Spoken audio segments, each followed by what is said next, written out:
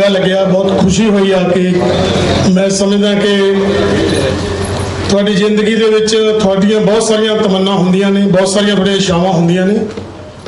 उन्हां विचों सब तो जिहड़ी पहली इच्छा सीगी वो लाहौर वेखण दी सी, वो अपना पंजाब देखण दी सी कि साडा साडे बजुर्गां दी, साडे बाबे नानक दी वो धरती, साडे फकीरां दी वो धरती जिन्हों असीं अपनी जिंदगी चों मिस करदे सी कि वो ते एक बार जाना है। जिवें सवेर तो असीं इत्थे सुनते आए हैं कि साडे लई बहुत सारियां समस्यावां ने, बहुत सारियां प्रॉब्लम्स ने एक दूजे नूं मिलण दे लई, पर मैं समझदा कि साडी विरासत साझी है, साडे बजुर्गां दी एक सांझ है वड्डी जिहड़ी हमेशा दे लई रहेगी, क्योंकि जिहड़े जज्बात ने उन्हां ते कदे पैरे नहीं लगदे। सो इस करके जदों असीं सरहद तो इस पार आए, पहला कदम रखिया,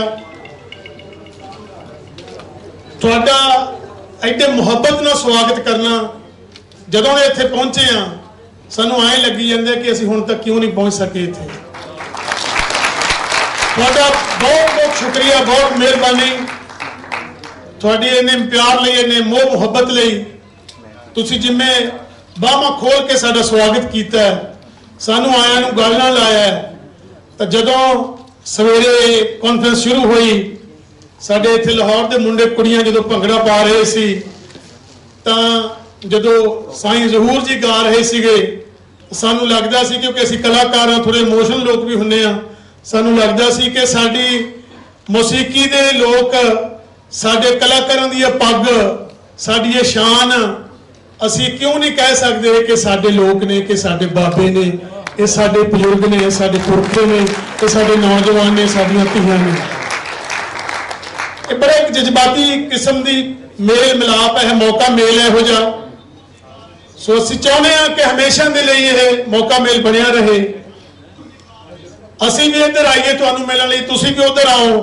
जदों असीं उधरले पंजाब च बैठे हुंदे सी, जदों तो असीं लाहौर बारे गल्लां करदे सी, थिएटर करदे सी, रंगमंच नाल जुड़े सीगे, असीं बहुत साल एक नाटक करते रहे।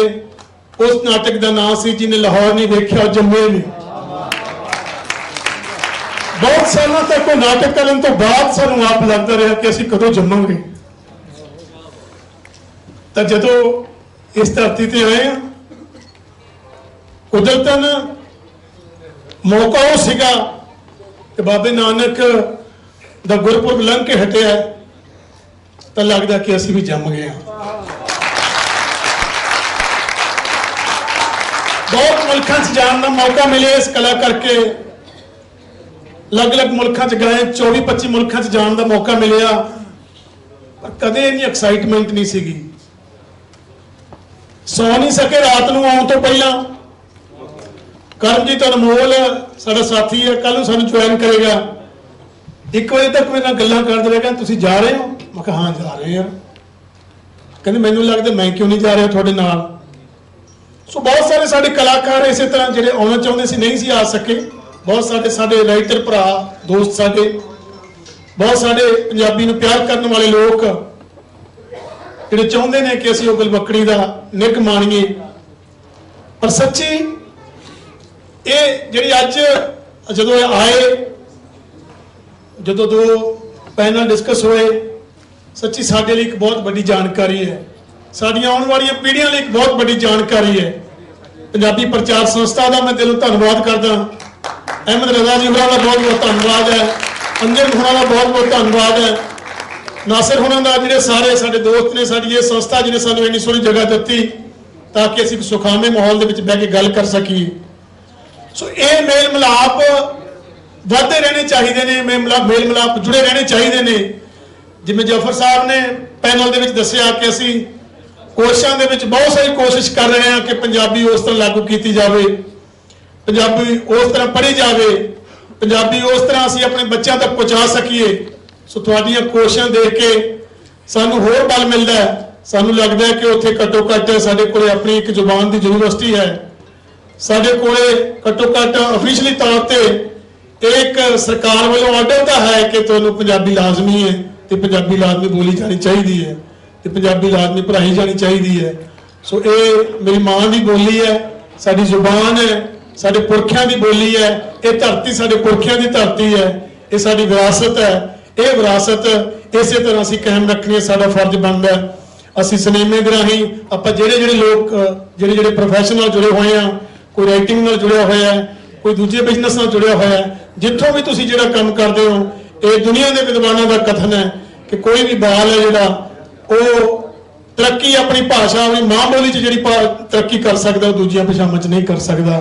ਹੁਣੇ ਅਸੀਂ ਇਸ ਪੈਨਲ ਦੇ ਵਿੱਚੋਂ ਇਹੀ ਸਿੱਖਿਆ, ਜਿਵੇਂ ਜਫਰ ਸਾਹਿਬ ਨੇ ਦੱਸਿਆ ਕਿ ਪੂਰੀ ਦੁਨੀਆ ਦੇ ਵਿੱਚ ਜਿਹਨਾਂ ਲੋਕਾਂ ਨੇ ਤਰੱਕੀਆਂ ਕੀਤੀਆਂ, ਚਾਹੇ ਉਹ ਚਾਈਨਾ ਦੇ ਲੋਕ ਸੀ, ਚਾਹੇ ਉਹ ਜਾਪਾਨ ਦੇ ਲੋਕ ਸੀ, ਚਾਹੇ ਉਹ ਦੂਜੇ ਮੁਲਕਾਂ ਦੇ ਲੋਕ ਸੀ, ਜਿਨ੍ਹਾਂ ਨੂੰ ਅੰਗਰੇਜ਼ੀ ਨਹੀਂ ਸੀ ਆਉਂਦੀ, ਉਹਨਾਂ ਨੇ ਆਪਣੀ ਮਾਂ ਬੋਲੀ ਦੇ ਵਿੱਚ ਆਪਣੇ ਆਪ ਨੂੰ ਵੱਡਾ ਕੀਤਾ, ਆਪਣੇ ਆਪ ਨੂੰ ਇਸ ਦੁਨੀਆ ਦੇ ਵਿੱਚ ਆਪਣਾ ਨਾਮ ਚਮਕਾਇਆ। ਸੋ ਇੱਕ ਵਾਰ ਫਿਰ ਤੁਹਾਡਾ ਸਾਰਿਆਂ ਦਾ ਦਿਲੋਂ ਧੰਨਵਾਦ, ਦਿਲੋਂ ਬਹੁਤ ਸ਼ੁਕਰੀਆ। ਕਿਉਂਕਿ ਜਦੋਂ ਸਿਨੇਮੇ ਦੀ ਗੱਲ ਹੋਊਗੀ ਉਦੋਂ ਸਿਨੇਮੇ ਬਾਰੇ ਗੱਲ ਕਰਾਂਗੇ। ਸਾਡੀ ਆਪਣੀ ਇੱਕ ਸਿਨੇਮੇ ਦੀ ਸੰਸਥਾ ਹੈ, Punjabi film and TV actors association. So ਅਸੀਂ ਉਹਦੇ ਬਾਰੇ ਵੀ ਗੱਲਬਾਤ ਕਰਾਂਗੇ ਕਿ ਕਿਵੇਂ ਅਸੀਂ ਜੁੜ ਕੇ ਕੋਸ਼ਿਸ਼ ਕਰਦੇ ਹਾਂ ਕਿ ਸਿਨੇਮੇ ਨੂੰ ਕਿਵੇਂ ਵੱਡਾ ਕੀਤਾ ਜਾਵੇ। ਸਾਡੇ ਕੋਲੇ ਸਿਨੇਮੇ ਦੇ ਬਹੁਤ ਸਾਰੇ ਇੱਥੇ ਆਰਟਿਸਟ ਨੇ, ਥੀਏਟਰ ਦੇ ਬਹੁਤ ਸਾਰੇ ਆਰਟਿਸਟ ਨੇ।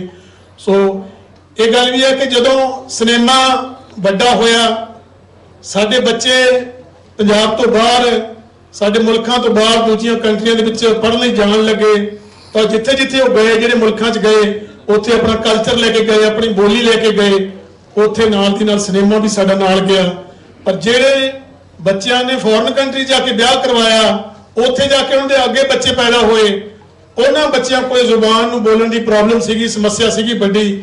ਅਸੀਂ ਇਹ ਥੋੜਾ ਜਿਹਾ ਇਸ ਪੱਖੋਂ ਮਾਣ ਲੈ ਸਕਦੇ ਹਾਂ, ਅਸੀਂ ਥੋੜਾ ਪ੍ਰਾਊਡ ਕਰ ਸਕਦੇ ਹਾਂ, ਥੋੜਾ ਫਖਰ ਮਹਿਸੂਸ ਕਰ ਸਕਦੇ ਹਾਂ ਕਿ ਸਾਡੀਆਂ ਫਿਲਮਾਂ ਦੇਖਣ ਤੋਂ ਬਾਅਦ, ਸਾਡੀ ਮਾਂ ਬੋਲੀ ਦੀ ਜ਼ੁਬਾਨ ਦੀਆਂ ਫਿਲਮਾਂ ਦੇਖਣ ਤੋਂ ਬਾਅਦ ਸਾਨੂੰ ਬਹੁਤ ਸਾਰੇ ਬਜ਼ੁਰਗਾਂ ਨੇ ਵਿਦੇਸ਼ਾਂ ਦੀ ਧਰਤੀ ਤੇ ਜਦੋਂ ਅਸੀਂ ਪਹੁੰਚੇ, ਉੱਥੇ ਸਾਨੂੰ ਘੁੱਟ ਕੇ ਗਲਵੱਕੜੀਆਂ ਪਾ ਕੇ ਸਾਡੇ ਨਾਲ ਇਹ ਗੱਲ ਸਾਂਝੀ ਕੀਤੀ ਕਿ ਅਸੀਂ ਆਪਣੇ ਪੋਤੇ ਪੋਤਰਿਆਂ ਨੂੰ, ਦੋਹਤੇ ਦੋਹਤਿਆਂ ਨੂੰ ਕਹਿੰਦੇ ਰਹੇ ਕਿ ਪੁੱਤ ਪੰਜਾਬੀ ਸਿੱਖ ਲਓ। ਸਾਡੀ ਪੰਜਾਬੀ ਨਹੀਂ ਸਿੱਖੀ, ਨਾ ਸਾਡੇ ਨਾਲ ਪੰਜਾਬੀ 'ਚ ਗੱਲ ਕਰਦੇ ਸੀਗੇ, ਪਰ ਤੁਹਾਡੀਆਂ ਫਿਲਮਾਂ ਦੇਖਣ ਤੋਂ ਬਾਅਦ ਮੈਨੂੰ ਮੇਰੇ ਦੋਹਤੇ ਨੇ ਪੁੱਛਿਆ, ਮੇਰੀ ਦੋਹਤੀ ਨੇ ਪੁੱਛਿਆ, ਮੇਰੇ ਪੋਤੇ ਪੋਤੀ ਨੇ ਪੁੱਛਿਆ ਕਿ ਦਾਦਾ ਜੀ, ਨਾਨਾ ਜੀ, ਇਸ ਡਾਇਲੌਗ ਦਾ ਕੀ ਮੀਨਿੰਗ ਸੀਗਾ, ਮੈਨੂੰ ਦੱਸੋ।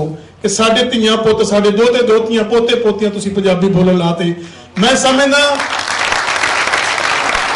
ਸ਼ੁਕਰੀਆ ਜੀ, ਮੈਂ ਸਮਝਦਾ ਕਿ ਰੰਗਮੰਚ ਜਾਂ ਕਲਾਕਾਰ ਦੀ ਮੌਸੀਕੀ ਜਾਂ ਗਾਇਕੀ ਜਾਂ ਸਿਨੇਮਾ ਅੱਜ ਦੀ ਦੁਨੀਆ ਦਾ ਸਭ ਤੋਂ ਵੱਡਾ ਸਾਧਨ ਹੈ ਕਿਸੇ ਚੀਜ਼ ਨੂੰ ਫੈਲਾਉਣ ਦਾ, ਕਿਸੇ ਚੀਜ਼ ਨੂੰ ਦੂਜੇ ਦੂਰ ਦਰਾਡੇ ਤੱਕ ਲੈ ਕੇ ਜਾਣ ਦਾ ਸਾਡੇ ਕੋਲ ਵੱਡਾ ਸਾਧਨ ਹੈ।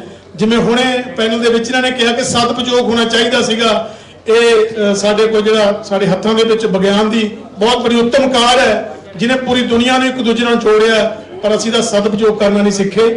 ਸੋ ਉਮੀਦ ਕਰਦੇ ਹਾਂ ਕਿ ਇਹੋ ਜਿਹੀਆਂ ਕਾਨਫਰੰਸਾਂ ਵਿੱਚੋਂ ਅਸੀਂ ਇਹ ਗੱਲਾਂ ਸਿੱਖ ਕੇ ਜਾਵਾਂਗੇ ਕਿ ਇਹਨਾਂ ਚੀਜ਼ਾਂ ਦਾ ਸਦਉਪਯੋਗ ਕਰੀਏ ਤੇ ਇਹ ਚੀਜ਼ਾਂ ਸਾਡੇ ਵਰਤਣ ਲਈ ਨੇ। ਇਹ ਚੀਜ਼ਾਂ ਨੂੰ ਅਸੀਂ ਵਰਤੀਏ, ਇਹ ਚੀਜ਼ਾਂ ਸਾਨੂੰ ਨਾ ਵਰਤ ਜਾਣ। ਹੋਰ ਉਲਟ ਰਿਹਾ ਕਿ ਇਹ ਚੀਜ਼ਾਂ ਟੈਕਨੋਲੋਜੀ ਸਾਨੂੰ ਵਰਤ ਗਈ, ਅਸੀਂ ਇਹ ਚੀਜ਼ਾਂ ਨਹੀਂ ਵਰਤੀਆਂ। ਸੋ ਆਪਾਂ ਕੋਸ਼ਿਸ਼ ਕਰਾਂਗੇ ਕਿ ਚੀਜ਼ਾਂ ਨੂੰ ਆਪਾਂ ਵਰਤੀਏ ਤੇ ਸਾਨੂੰ ਨਾ ਵਰਤਣ। ਸੋ ਪੰਜਾਬੀ ਮਾਂ ਬੋਲੀ ਦੇ ਪਿਆਰ ਕਰਨ ਵਾਲੇ ਮੇਰੇ ਮਿਹਰਬਾਨ ਦੋਸਤੋ, ਤੁਹਾਡਾ ਬਹੁਤ ਬਹੁਤ ਸ਼ੁਕਰੀਆ। ਤੁਹਾਡੀ ਮਹਿਮਾਨ ਨਵਾਜ਼ੀ ਦਾ ਬਹੁਤ ਬਹੁਤ ਸ਼ੁਕਰੀਆ। ਮੈਂ ਆਪ ਪੰਗੂ ਸਾਹਿਬ ਨਾਲ ਗੱਲ ਕਰਦਾ ਸੀਗਾ, ਮੈਂ ਕਿਹਾ ਜਿੱਦਣ ਇਹ ਬਾਰਡਰ ਖੁੱਲ ਗਿਆ, ਇਹ ਭਰਾ ਸਾਡੇ ਕੋਲੇ ਆਏ, ਰਜ਼ਾ ਜੀ ਸਾਡੇ ਕੋਲੇ ਆਏ, ਸ਼ਾਇਦ ਅਸੀਂ ਇਹਨੇ ਮਹਿਮਾਨ ਨਵਾਜ਼ੀ ਨਾ ਕਰ ਸਕੀਏ। ਕੋਸ਼ਿਸ਼ ਕਰਾਂਗੇ ਤੁਹਾਡੀ ਇਸ ਮਹਿਮਾਨ ਨਵਾਜ਼ੀ ਦਾ ਮੁੱਲ ਤਾਰਨ ਦਾ। ਬਹੁਤ ਬਹੁਤ ਸ਼ੁਕਰੀਆ, ਬਹੁਤ ਮਿਹਰਬਾਨੀ। ਇੱਕ ਵਾਰ ਫਿਰ ਤੁਹਾਡਾ ਜਿਹੜਾ ਭਰਵਾਂ ਸਵਾਗਤ ਹੈ, ਤੁਹਾਡੀ ਗਲਵੱਕੜੀ ਹੈ, ਉਹਦੇ ਲਈ ਬਹੁਤ ਬਹੁਤ ਧੰਨਵਾਦ, ਬਹੁਤ ਮਿਹਰਬਾਨੀ।